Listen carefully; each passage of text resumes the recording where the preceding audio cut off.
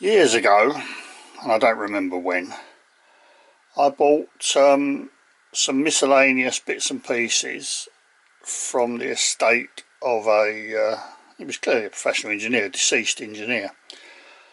Lots of taps and dies, and actually all this lot just as one job lot. And these are all carbide tips of various sizes and shapes. These two I think are clearly some sort of threading. Looking at them, they look like sort of tips that you would use for threading. There's quite a lot of these sort of square jobs, don't know what they're for, and there's quite a number of tips, smaller tips, and they don't have any holes in them, but some of them,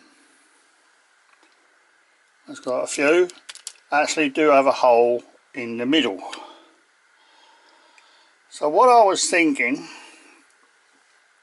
is that, I mean, this is a proprietary tool holder with a small carbide tip off the ML7 lathe held in by a screw. And what I've been thinking suddenly was that if I made a bit of a tool holder and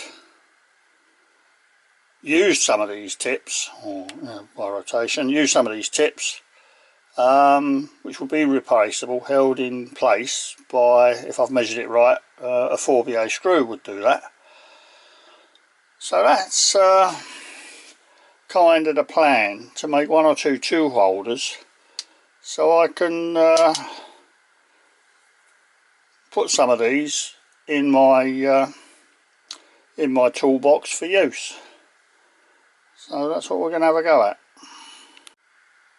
I've got this piece of, I think it's 3/8 wide by 1/2 inch deep, just ordinary mild steel, which I've at this stage just roughly tapered off. That's not finished. And the plan is to cut a recess in this 5mm deep, which is the thickness of this carbide tip, to cut a shaped recess in this this steel, so that will then sit in there and be locked and trapped by a 4BA countersunk screw, hence making a tool. Years ago, from an article I read somewhere, I can't think where, I made this kind of universal clamping plate that it's in there, but as a boss on the other side, which fits in the 3-jaw chuck that I've got on the rotary table. And by means of these pointers, I've aligned the part that I'm going to machine with the centre line, of the drill chuck and this chuck. So this point is all in line. I have no idea whether this is going to work, but anyway, we'll try.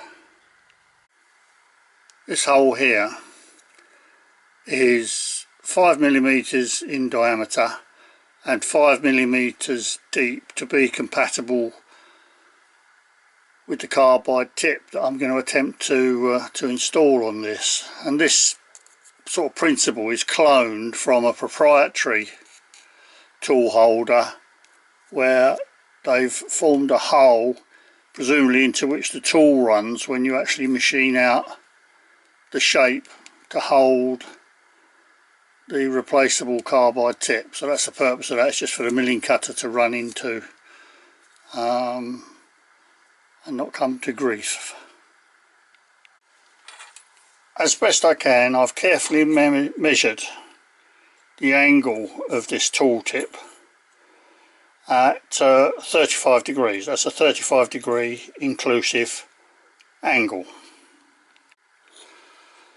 To accept the tip, therefore, into the tool that I'm making, there needs to be a 35-degree inclusive angle so that the tip can snugly slot into it. That's the plan. I've roughly, it probably doesn't come out, but I've roughly scribed on the proposed tool holder 2 lines with a 35-degree inclusive angle, and I did that simply by holding this tip in place and scribing along the side of it. So what I intend to do, this line here, which you probably can't see, sorry, terrible camera work, this line here is to get that vertical dead in line with the axis of the machine, and using a milling cutter mill along and then to a 5mm depth, and then to rotate the rotary table by 35 degrees and finish the cut so that hopefully these 2 lines will be properly at 35 degrees. And we'll obviously have to try the tip at various stages to make sure everything goes together relatively snugly. Now I do have collets for this milling machine, and as you will see, incredibly bad practice, I'm just effectively using a Jacob's chuck. And the reason for that is there's been so many tool changes between pointers to line the centres up and one thing and another. I can't be bothered to keep changing collets, and the plan and the hope is with such a small milling cutter, the Jacob's chuck will be okay for the small amount of milling involved. There shouldn't be any great load here, and I'll take it steady.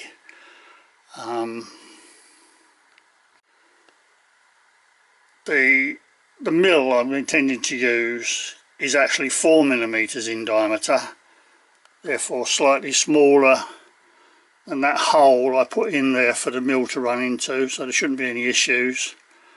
And we'll see how we get on. So I'm going to take it in stages, and this is just the first very light cut.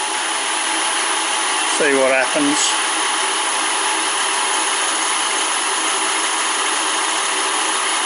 It's just a touch off actually.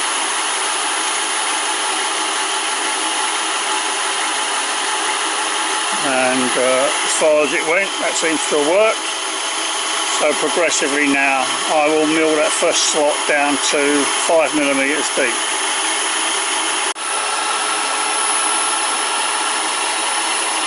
And I'm taking it really slow to try and avoid any mishaps.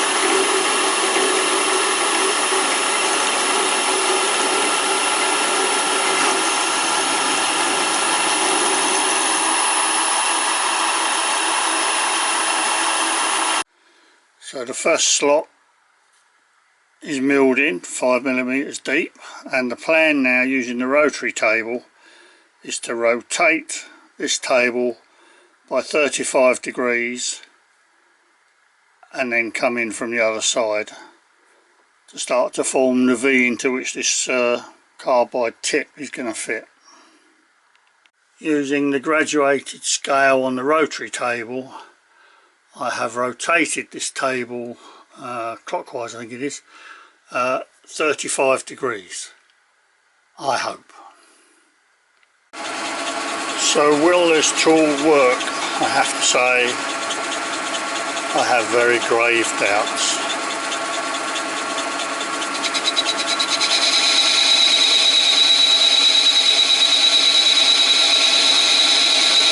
I mean, like a 15th hour cut, I think. Well, a reasonable amount of overhang as well. And I have to say, don't look too bad actually.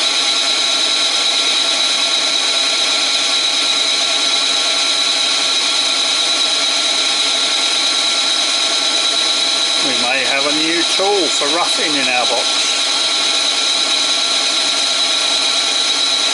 No lubricant.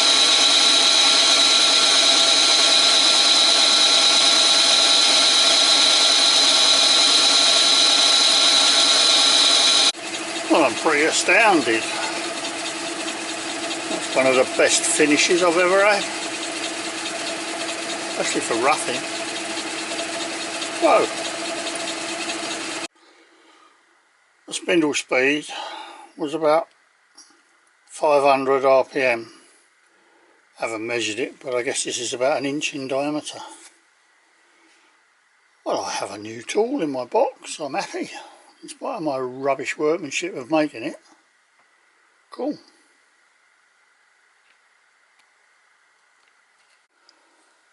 I just relieved the bottom of the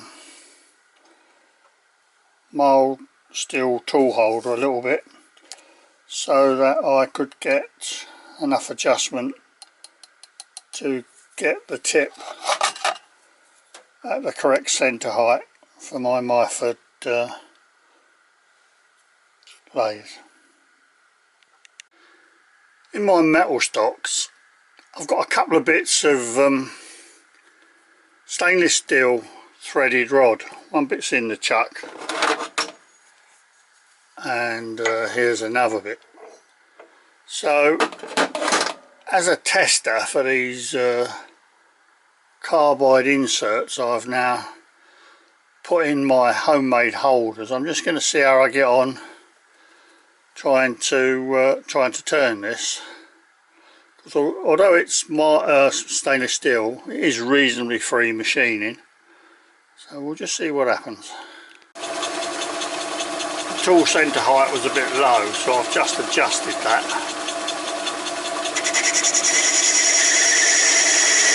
Face the end.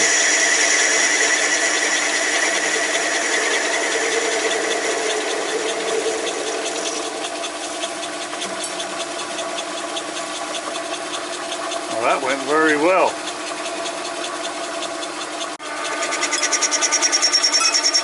Right, slightly intermittent cut, taking about 20-25 thou off, 50 thou in total across the diameter.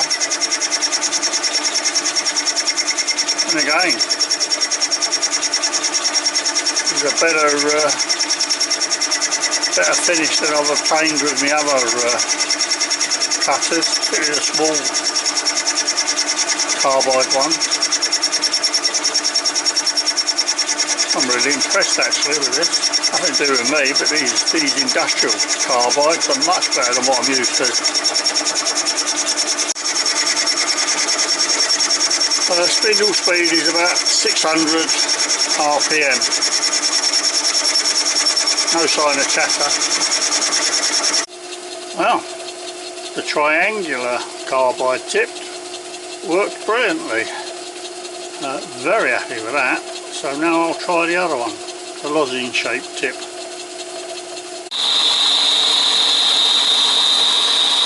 Quite sure whether it's a good idea to have such a long string of swarf coming off or not, to be honest. It's certainly cutting okay. So all in all, a successful project and a worthwhile addition to my toolbox. Just goes to show, I think, the difference between what I assume is professional gear and the amateur stuff I'm normally used to. Thank you very much for watching, and hope to see you again soon.